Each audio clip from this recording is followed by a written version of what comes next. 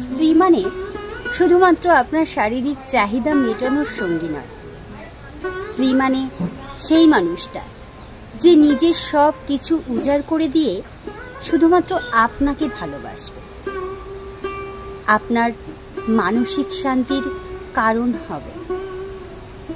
স্ত্রী হচ্ছে সেই মানুষটা যে বুড়ো বয়সে এসেও আপনাকে আগলে রাখবে, মায়ের মতো স্নেহের হাত ধরে পাশে থাকার প্রতিশ্রুতি দিয়ে পাশে থাকবে।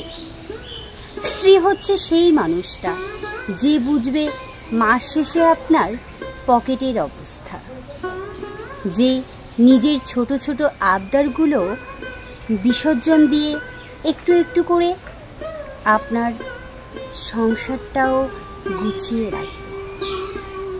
আপনার সামান্য ইনকাম দিয়ে, যে আপনার রক্তের কেউ না হয়েও আপনাকে শেষ পর্যন্ত আগলে রাখবে।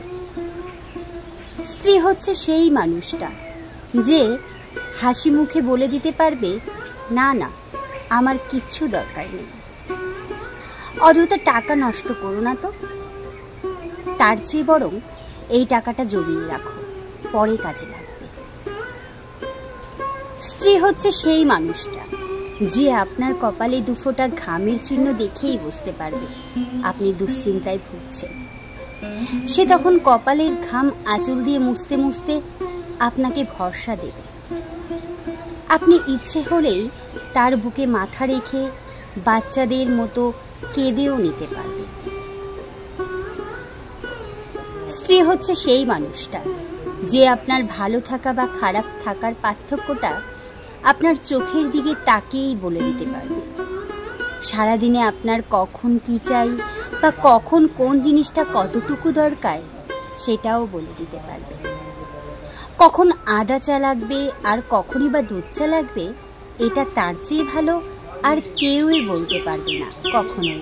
জানেন তো, জীবনের শেষ বয়স পর্যন্ত আপনার স্ত্রী আপনার পাশে থাকছে মানে ফ্রিতে মনের সব কথা বলার জন্য সব থেকে ভালো বন্ধু পাবেন আপনি, যে কখনো আপনার কথার রাগে আপনার কথায় সে বিরক্ত হবে না, বরং মুগ্ধতা নিয়ে তাকিয়ে শুনবে আপনার সেই বকবকানি।